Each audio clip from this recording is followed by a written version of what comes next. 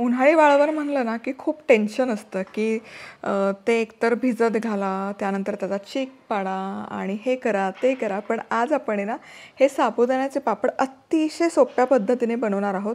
हे पापड बनवण्यासाठी ना तुम्हाला साबुदाणा भाजायची गरज आहे ना, भिजवायची गरज आहे, काहीही करायचं नाही आहे.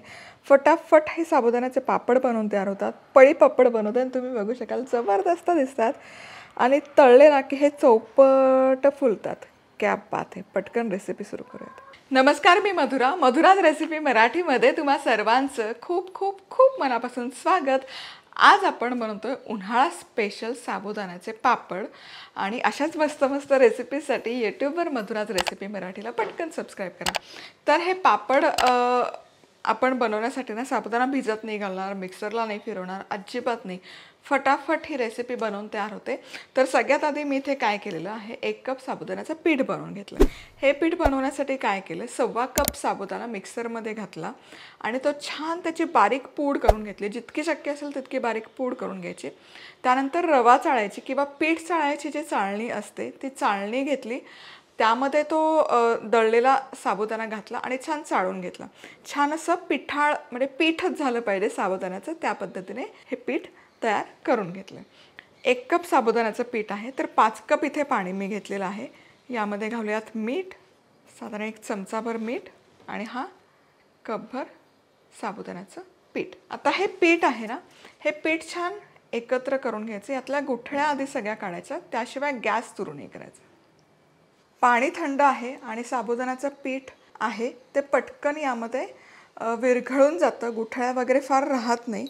आता गॅस केला आहे मी सुरू आणि मध्यम आचेवर एकसारखं ढवळत हे पीठ आपण शिजवून घेणार आहोत. आता इथे 5 मिनिटं झालेले आहेत. एकसारखं ढवळत मी शिजवते आणि तुम्ही बघू शकाल हलकंसं हे शिजायला सुरुवात झाली आहे, दाटसर व्हायला सुरुवात झालेली आहे. आता हे ना एकसारखं ढवळतच शिजवायचं आहे. ही प्रोसेस करत असताना अजिबात चमचा सोडवायचा नाही, एकसारखं ढवळत राहायचं शिजत असताना. आता 10 मिनिटं झालेलं आहे, हे मी शिजवते आहे. आता या स्टेजला यामध्ये मी आणखी 2 कप गरम पाणी ॲड करणार आहे. सुरुवातीला नाही घातलं कारण कढई तितकीशी मोठी नाही आहे. हे 1 कप आणि आणखी 1 कप पाणी ॲड करणार आहे आणि हे छान शिजवत राहायचं. सो आधी 1 कप घातलं आणि आता पुन्हा 1 कप गरम पाणी घालते. सो टोटल यामध्ये 1 कप साबुदाणा घेतला होता तर 7 कप पाण्याचा वापर करतोय आपण. सो सुरुवातीला 7 कप पाणी घातलं तरी चालेल किंवा जर तुम्हाला कॉन्फिडन्स नसेल तर मग नंतर 2 कप पाणी ॲड करू शकता. पण हे परफेक्ट प्रपोर्शन आहे. कढई फक्त थोडीशी लहान आहे माझी, त्यामुळे मग मी पाणी आधी सगळं नाही घातलं. सो टोटल 7 कप पाणी लागतं जर 1 कप साबुदाण्याचं पीठ असेल तर.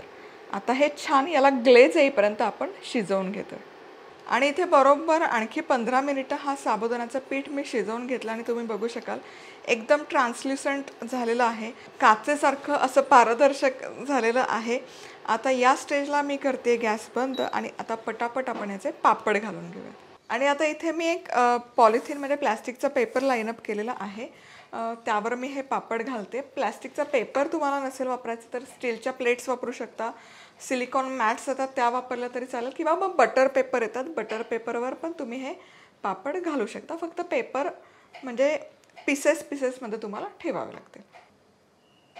हे स्प्रेड करायची अजिबात गरज नाही आहे, फक्त हे असं घालायचं आणि 2 पापडमध्ये ना डिस्टन्स ठेवायचं या पद्धतीने.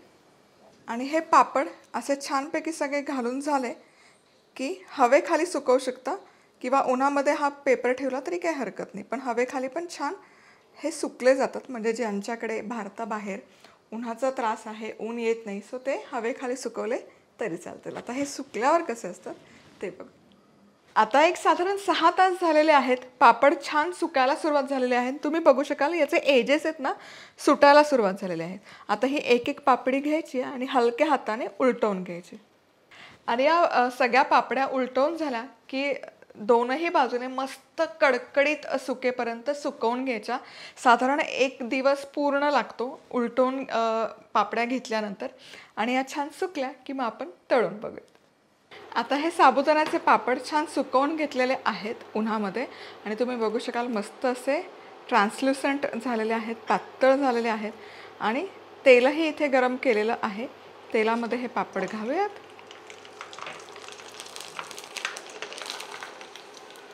खूप छान फुलतात आणि एकदम पातळसर हे पापड होत आहेत. तुम्ही बघू शकाल. वा, म्हणजे पापडाचा साईज तुम्हाला दाखवते. हा जो आपण आधी घातलेला, जो सुकवून घेतला आणि हा फुललेला पापड एकदम ट्रान्सल्युसंट होतात तळूनही. आणि तुम्ही बघू शकाल खूप छान फुलत आहेत हे साबुदाण्याचे पापड. आता हे हवाबंद डब्यामध्ये तुम्ही स्टोअर करून ठेवू शकता. वर्षभर छान टिकतात हे मस्तपैकी पापड. आणि जेव्हा हवं तेव्हा काढून खाऊ शकता. आणि पुन्हा भेटूयात अशाच मस्त रेसिपीसोबत. तोवर मस्त राहा, खुश राहा, आनंदी राहा आणि सगळ्यात महत्त्वाचं खात राहा.